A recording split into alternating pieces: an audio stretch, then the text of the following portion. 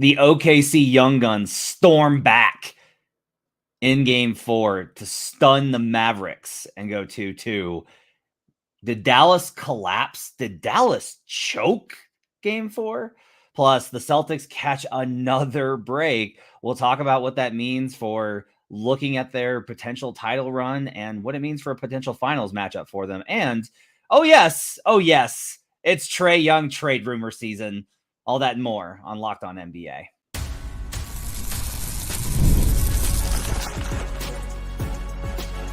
You are Locked On NBA, your daily NBA podcast. Part of the Locked On Podcast Network, your team every day. Welcome to Locked On NBA, your daily source for all things NBA from the Locked On Podcast Network, your team every day. Thanks for joining us, making us part of your day, being with us Monday through Friday, being an everydayer. We do appreciate you guys checking us out on the daily with all of our different hosts. My name is Matt Moore. I'm the senior NBA writer for the Action Network. I'm also co-host of Locked On Nuggets, where I am enjoying a Monday night here as we record this before I go to a 8:30 start time. I'm getting too old for this stuff on Tuesday for Game 5 of Nuggets Wolves. I'm joined by David Ramil. He's co-host of Locked On Heat. On today's show, we'll talk about the Thunder, who struck back in a wild comeback in Dallas. Did the Mavs choke that game away? What's up with Luka Doncic, besides being obviously pretty injured? We'll also talk about Donovan Mitchell being injured potentially for the rest of the series for the Cavs as the Celtics once again catch a break in the Eastern Conference in terms of how the bracket is laid out for them. Is the Celtics path too easy? Plus, we'll talk about Trey Young and the potential for him to be traded after the Atlanta Hawks won the NBA lottery. All that and more on today's show. Want to let you know that today's show is brought to you by FanDuel. Make every moment more. Right now, new customers get $150 in bonus bets with any winning $5 bet. That's $150 with any winning $5 bet. Visit FanDuel.com/lockedon to get started. David, let's start right here.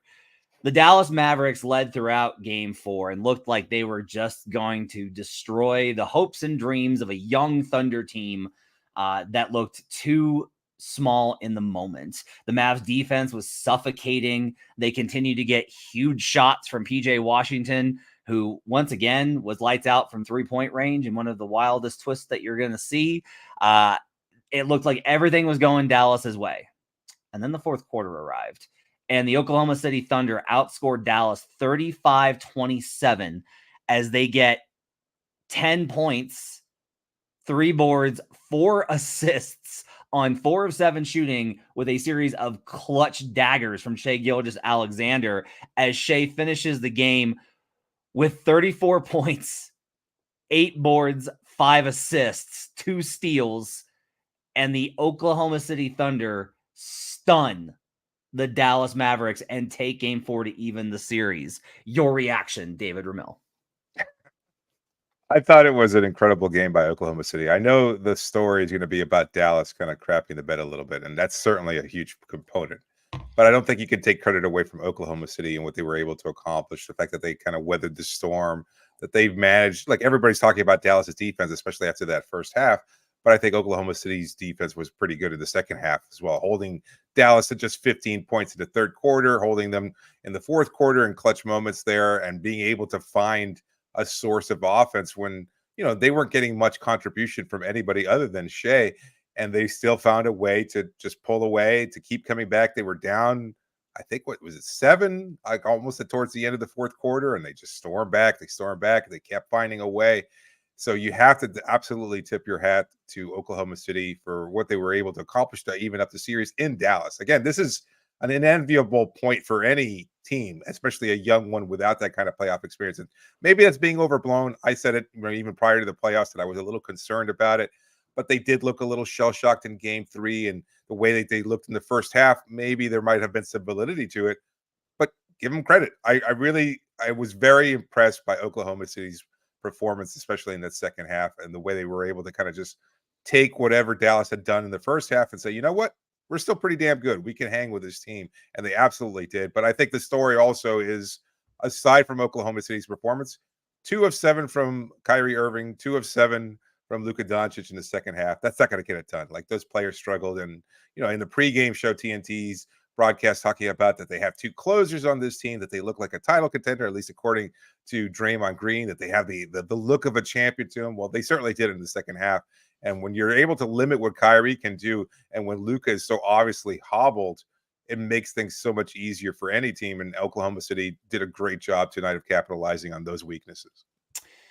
Yeah, the Mavs, I think, are suffering from a couple of things. One, I will continue to say that, look, I'm a big Luka Doncic critic for a number of reasons, but like he's hurt, like he's just playing hurt. The knee's not right, and it's very clear. Now, the problem is that when you have a team that's constructed this way, and like they've done a better job of balancing the offense, right? Like they run more stuff through Kyrie. Luka plays more off ball this year, but he's still like he is the engine of the Mavericks offense. And so when you get in the situation where he still has to be the engine or nothing else works, they can't use him as a decoy. They can't use him as a cutter. They can't use him as a secondary playmaker. Like there's no adaptation they can kind of do there. And much, look, the Heat struggle when Jimmy Butler's not playoff Jimmy, but they figured out some ways last year when he was pretty banged up to get through some series when he wasn't 100%, because Jimmy doesn't have the ball in his hands all the time. Luka tonight, 18 points on 6 of 20 shooting. He did have 12 boards, 10 dimes, but he had 7 turnovers. Yeah. And that's just really crushing. Now they won his minutes by 1.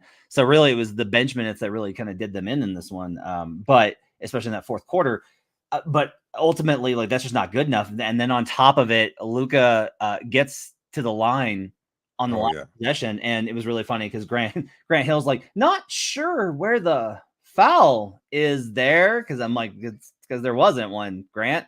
But then Luka misses the first free throw, just absolutely crushing. He's beating himself up on the sideline, and you hate to see that just from the perspective of a guy that's clearly hurt, and just that's a thing where like the mental stuff just takes something away from you because of the injury. So that's rough.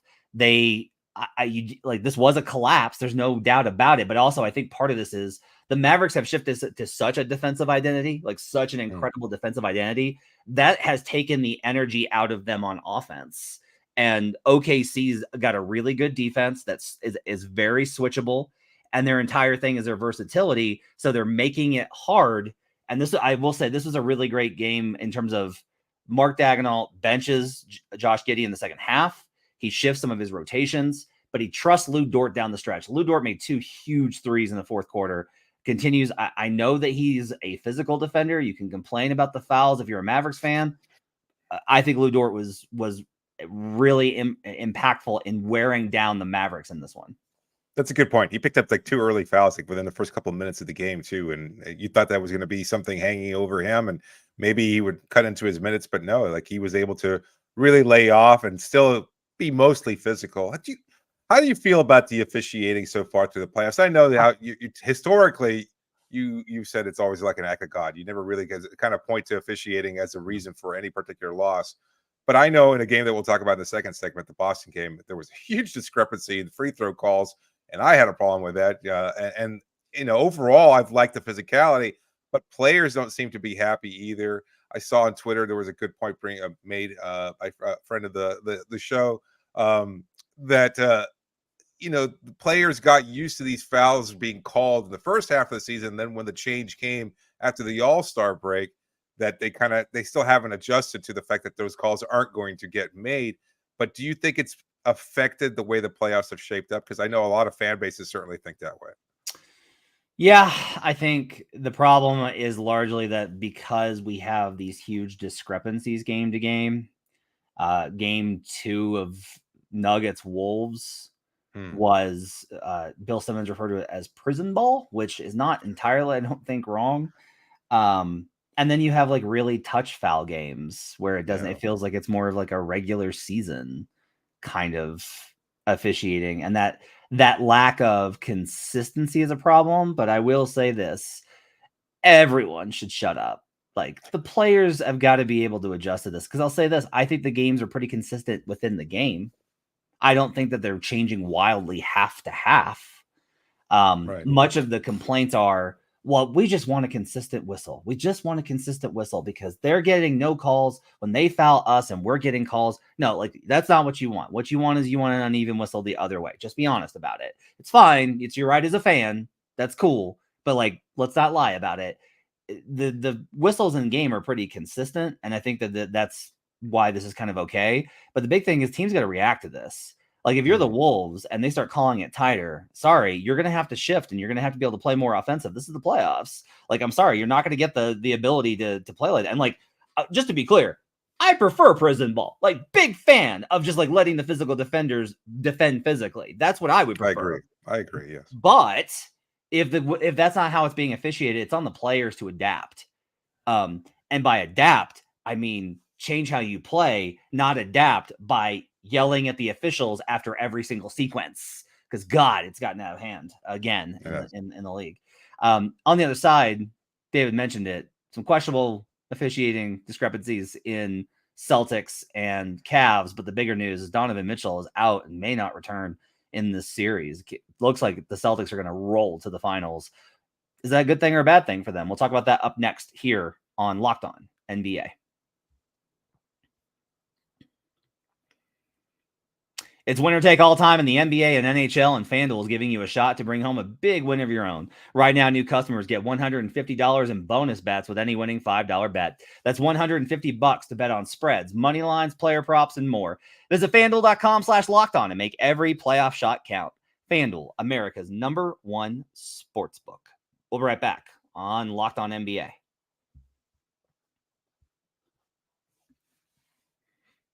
Back here on Locked On NBA. Second segment. Glad to have you with us. Matt Moore and David Ramil with you on a Tuesday. Hope you're enjoying the NBA playoffs. So in the early game tonight, David, the Boston Celtics, well, they got away with a win. Good for them. 93. No, I'm sorry. That was the game 2 score. 109-102 over the Cleveland Cavaliers. The news before the game, it started this morning. Donovan Mitchell wasn't at shoot around with a calf injury. And then, what do you know? He was scratched, did not play in this game. After the game, Coach J.B. Bickerstaff said that he's going to be day-to-day, and those calf strains don't really go away. Now, Jamal Murray's managed to play through it. He hasn't had to play, like he hasn't missed a game with the calf strain yet, but without Mitchell, there's no chance whatsoever for this Cavs team. They hung with the Celtics, which is a testament to just how Boston will continue to be the most impressive team of all time, but never really kind of separate. They did win a clutch game against the Cavaliers without Donovan Mitchell, so good for them. Darius Garland goes for 30 points on 27 shots in this one. Did not wow me with his performance. 7 assists for him. Karis LeVert was good, 19 points on 18 shots, but he shot 9 of 18, had 5 boards. I thought he played well. He was -14, but I thought he played well in this one. Evan Mobley was good again. Evan Mobley's figured out some stuff in the playoffs, and I'm hopeful for that to help him. 19 points, 9 boards. On the Celtics side, Jason Tatum got back in the action. 33 points for Tatum on 11 of 25. Had some tough buckets in the fourth quarter to put it away. 11 boards, 5 dimes for Tatum. Jaylen Brown kicks in 27. So a pretty boilerplate normal win for the Celtics. They played good defense versus a bad offense. Tatum and Brown did their thing. They only shot 12 of 32 from 3-point range, so they could have played better. But the Celtics get the win. What's your reaction after the Celtics get another break in an Eastern Conference where everybody's hurt except Boston? Yeah, I'm kind of unimpressed, to be honest with you. And I know some people will say, "Oh, well, he covers the Heat, et cetera, whatever." I don't care. Like, the Celtic fans are going to find more perceived slights than an actual NBA player at this point, and their run to ban 18. But that's neither here nor there. I watched that team, and again, the Cleveland got off to a good start, and then Boston does what they do. Like, they've caught fire, but they also got some really favorable foul calls, a lot of griping from Brown, a lot of griping from Tatum. It led to, Jaylen Brown had more free throws made than the entire Cavs team. So I think that should say something right there. They're missing Kristaps Porzingis, and I don't think that this team can win a title without Porzingis. But as far as the game itself is concerned, they played fine. It's good enough. Like, maybe that's just how good Boston is, but I don't know that I necessarily see it either. Because I mean, despite their regular season record, they've still kind of managed to choke away some games here and there, and I think that there's still some problematic. They don't seem to ever be fully engaged. They don't seem to have everything clicking just right. Like, they have runs throughout the game, and they've also been able to capitalize on the fact that their opponents have been hurt. And then, the Cavs missing 2 starters, the Heat missing 2 starters, and a couple other bench players. And so, you can only do so much against the opponent you're facing. So I totally understand that. But at the same time, when you're looking at this Celtics team, I don't see a juggernaut despite their regular season record. I don't see them being able to easily win a title. I mean, they're likely to get to the NBA Finals, considering, again, in New York, Indiana wasn't supposed to be in the Eastern Conference Finals if they somehow managed to get past the Knicks. The Knicks have lost, I don't know, half their roster at this point. So if they are able to get to the Eastern Conference Finals, they're likely to get beat up by Boston Sioux. So it's just, I don't know. That was my takeaway. Watching this game, I was like, oh, yeah, well, Boston won. But I wasn't impressed by it at any point in time, that the fact that they beat this Cavs team and that they had to get into clutch situation in order to do it, not impressive to me at all. I think the most likely outcome is that the Celtics win the title because everyone else is exhausted and hurt. And we're just going to be like, okay, good for them for finally getting past it. But like, look, part of this is, I'll say this. Windows are typically short in the NBA. You get like a handful of years to kind of pull it off, right? And we're going on, if you talk about the Tatum era, like Tatum's been playing in conference finals since 2017. Like he's been playing in them forever. And like those teams were very different with Isaiah Thomas and then like different configurations, right? And now it's like this version of the team. But they kept it together because they kept saying like, well, look, we're right there. We're not going to break this team up. We're not going to, like, they stuck together, and credit to them for not wanting, none of them demanding a trade. Like Jaylen Brown could have been like, I want my own squad, stuck with it, stayed there, got a lot of money, and they're in a really good spot here. And for all of the teams that we know throughout NBA history have just gotten rotten luck, just terrible luck. The mid-2000s Suns, the mid-2000s or 2010 Pacers, I think is one of those teams that got really pretty bad luck. A lot of these squads, just like Minnesota, for the duration of their entire franchise history, basically, like all of these squads, sometimes one team does get all the breaks. Like this is sports. Is sometimes one team does have everything line up for them. And the Celtics Giannis got hurt, and Dame got hurt, and every Knick in the entire world except Jalen Brunson, and Brunson's hurt. All of the Knicks got hurt, and that's, we can argue that Tibbs pointed that. Joel Embiid, obviously the meniscus injury that changes the seedings and home court and all these things. And Jimmy Butler, Jimmy Butler gets hurt, right? To be fair, the cornerstones of a Damian Lillard trade were available, but I do think I gotta keep the streak going. I gotta keep the streak going. Nikola Jovic, yeah, sure. Yeah, I gotta get the streak going. And all these things have happened, but Boston didn't cause any of them, and Boston didn't ask for any of them. Boston didn't say, we want the easiest path possible. You play who's in front of you, and that's all you can do. And it's, they were up 2-1 on the Cavs with Donovan Mitchell, and now there's no real chance of the Cavaliers to get back in the series. But that's not Boston's fault. And if they face the Knicks, who are banged up, or a Pacers team that probably isn't ready, that's not on them either. You play who's in front of you. And when they get to the finals, the question is kind of, will they just be overwhelmed by the level up? But on the other side, like, we got 2 series going, that are 2-2 and are battles, because now with OKC now is like, oh, okay, so like they're not unstoppable. Like we can score on them. We can beat this team, and they've got home court back. The Nuggets have got home court back, but the Wolves know they can win in Denver. They know they can do that. The Mavs know they can win in OKC. Those series are going to go long, and then whoever comes out of those 2 series, I think the next round is going to be pretty competitive too. Like, I just think that these teams, you talk about like, well, no, OKC can't do it. OKC probably matches up a little bit better with Denver than they do with the Mavs, given how the Mavs are defending right now. And the Thunder went into Denver and won 2 games. That is hard to do in Denver. So I do think that there is a real opportunity here for things just to work out for Boston. And that's just the kind of the way sports goes. We'd rather see like a Titanic battle. We'd rather see like a heroic finals run, but maybe that's not it. Maybe this is just like Celtics fans just get an easy walk to the title, and that's just the story of the season. Can Boston win without Porzingis? Good question. I don't think they can beat Denver without Porzingis. I think they can beat the Wolves, but it'll be very, very, very difficult. And I think they can beat OKC without Porzingis.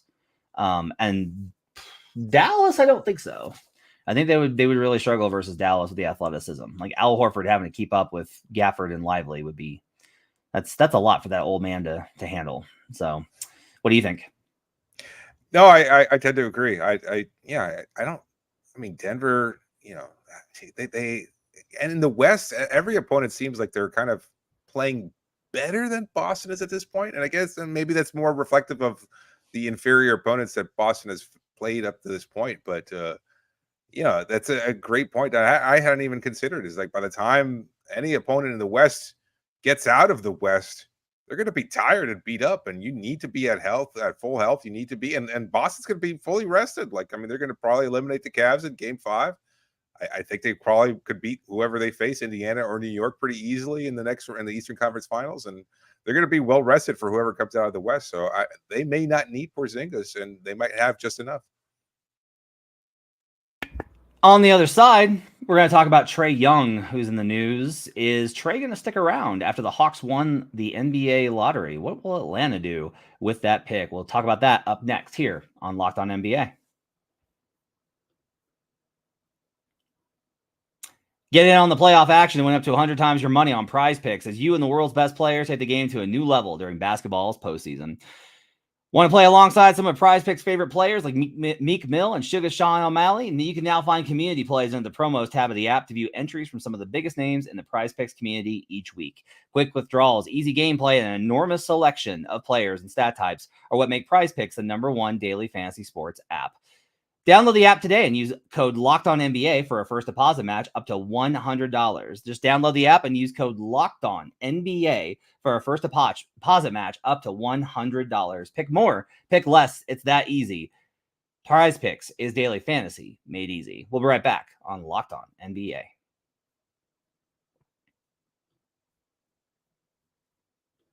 Final segment here with you on a Tuesday. Thanks for joining us on Locked On NBA. News from Shams Charania of The Athletic on Monday. Trey Young is going to have talks with the Atlanta Hawks front office prior to the draft regarding the direction of the team. Said that on FanDuel's Run It Back program. Shams noted that the pairing of DeJounte Murray and Trey Young hasn't worked out, and the Hawks will have to seriously consider moving at least one of them. The Hawks obviously got the #1 pick in Sunday's draft lottery, meaning they have the #1 pick in one of the worst expected drafts ever. Now, I also look, I think that the draft it's not random. I've learned that from talking to like really good scouts. Is like, it's not random. You can do it. It's just a lot of things. You can do all the good work and it still not work out. And also you can have a great pick and a bad draft, and then like, oh, hey, guess who's actually pretty good? Maybe it's Star. Maybe it's one of the other guys. Entirely possible. A lot of good guys that it could be. I'll ask you this first. I do see Trey Young putting out there that he is going to meet with the Hawks front office. Like, I'm a big believer in this, David, and I've talked about this a lot on the show. You have to look at like the pattern. So like, what did we get here? In January, there was like burblings of like, hey, look, Trey's not asking for a trade. Right. But like, if they wanted to trade him to San Antonio, he wouldn't be like upset, and they don't make any moves. They don't trade DeJounte. They don't trade Trey. And then now we have this, and that does come, I think, with the idea of when you have the #1 pick, it's very tempting to be like, let's just pivot. We have this fresh start. We have a new phase. We have a top rookie. We can just build around him in the draft and go that direction. And if you're Trey Young and you're like, I'm in the prime of my career, I do not want to rebuild. That is not what I want to do. And more specifically, most guys in Trey's spot don't want to play with rookies. I think it's the difference if you're playing with Victor Wembanyama versus, Sar or anybody else in this draft. But I think that to me is like kind of the way to read this is if the Hawks want a fresh start, maybe Trey Young would be okay with that too. Yeah, that's the way I see it. And I think we talked about it last week too, right? The change in representation. I mean, that seems kind of like a precursor to everything else. So that's certainly an important factor to consider. And I think it's the right move too. I think he's done what he could in Atlanta.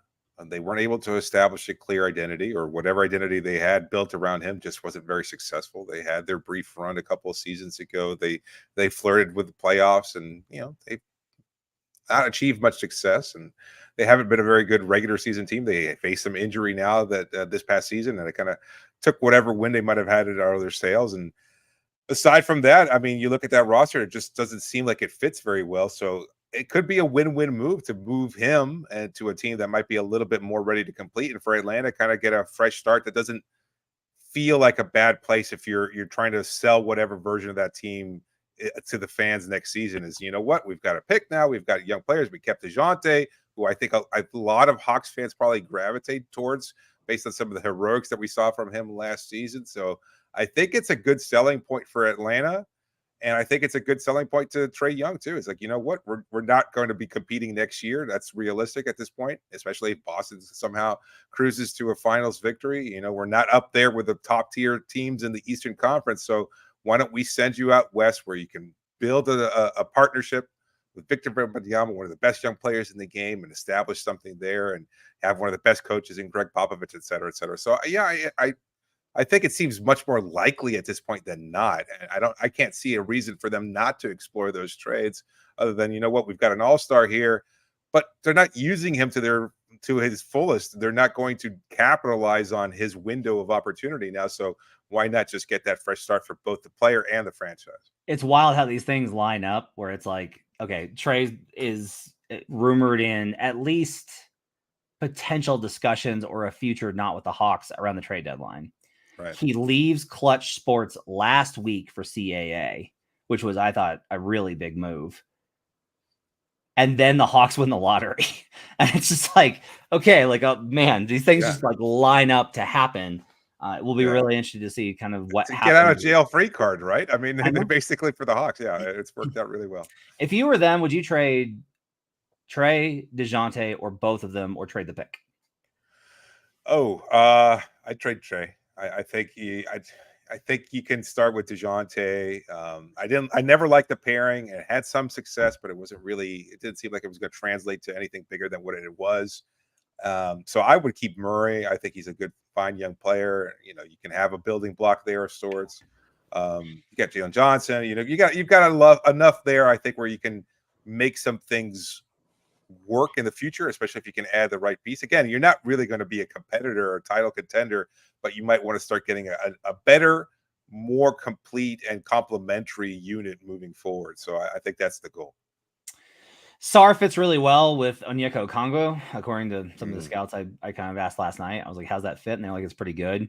They can move Clint Capella's contract to somebody that's just like, we just want a big for a year. They can move Capella, which I think is they wanted to do that the last 2 seasons, and now they got real reason to do it. I'm kind of the trade both of them. Yeah. Because I'm just like, look, you've got Jalen Johnson, you've got DeAndre Hunter, you've got I know that he was banished to the ends of the earth this year by Quinn Snyder, but I liked AJ Griffin's rookie season. Yeah. You have Sarr. You can trade Trey and DeJounte for picks somewhere in the draft, right? You can either get a young player back or prospect, and especially not having to deal with the clutch thing over. You don't have to deal with the clutch pressure. So you don't have to deal with like trying to talk yourself into D'Angelo Russell and a bad first rounder. You can actually go shop. Now, I don't think you're going to get the Spurs top 10 pick. It's tough because I think that the Spurs might be in a tough spot here. There's been some rumor that they're maybe not interested, which wouldn't surprise me, but I do think it's like going to be kind of tough. Where are you going to get a better player with where they're at in this draft than Trey Young? Like, are you going to get a better player than that with Young not over 30, with Young at a key position that you need for Victor?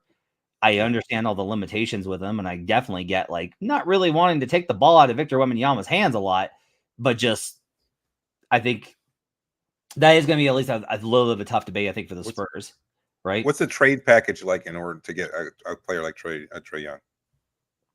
This is what's going to be difficult about those conversations is Stan Van Gundy talked about this on the Low Post once, and every exec I've talked to has echoed kind of the same thing. It's impossible in those positions because you have sunk so many resources not just like financial, but personnel, emotional, cultural into Trey Young. Like he was your guy. Yeah. And so if you're going to trade him, you want a player back that, or a package that evokes so much that it makes up for that. But that's not what Trey's value is on the market. Like what Trey meant to your franchise doesn't matter to San Antonio or to Cleveland or wherever, or Orlando. You know, that for them, it's just all-star caliber player with a lot of defensive issues. Guys may not love playing with him. Right. And Trey's honestly, I think at this point is a little underrated. Just when you kind of like, when you take a step back and you're like, okay, how many guys can do what he does and produce the kind of offenses that they consistently produce? Sure. And it's a low list. So that I think is like the tough part, is trying to figure out how do you trade for it. But we saw this with Damian Lillard last year. And I know that it's different. And I know they were rebuilding and everything else like that. But even still, like you can kind of sell Scoot Henderson in the future. And, you know, we're going to be rebuilding. And that was clear. They were going to compete even with Lillard on the roster. So I think you can kind of, as much as you just mentioned, as much as they've sunk in resources and the cultural identity and everything else around Trey Young, I think you can get off of it just as easily by just coming to a realization. We weren't going to win a lot anyway if we had kept him. So let's just get what we can and just start fresh and see what we can do in a couple of years down the road.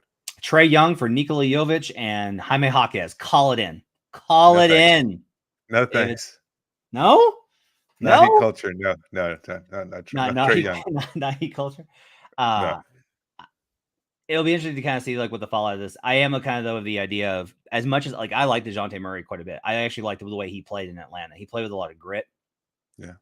I enjoyed watching the Hawks when DeJounte was actually the lead guard on the floor. The numbers said they were bad. I just enjoyed watching them. But I do think if you trade Trey in a big star package and then you trade DeJounte for like a bunch of, get like two good vets, right? Yeah. Get like two good vets to help you, some future either picks or a young player, take a gamble, add that into the equation, and like have a nice foundation and kind of wipe the slate clean. I think that's actually a pretty good look for the Hawks. You know, and look, hey, because here's the other thing. The subtext of this is, all right, you got the number 1 pick this year, but if you're bad next year, you can get in the Cooper Flag sweepstakes. And that, my friend, is going to be a circus. So that I think is going to be part of the equation. All right, it's got to do it for Locked On NBA. Thanks for joining us. Appreciate you guys being with us. Make sure to check out the show all throughout the week as we keep you covered on the NBA playoffs. You can catch David over at Locked On Heat. I'm at Locked On Nuggets. Thanks for joining us. We'll see you guys again next time on Locked On NBA.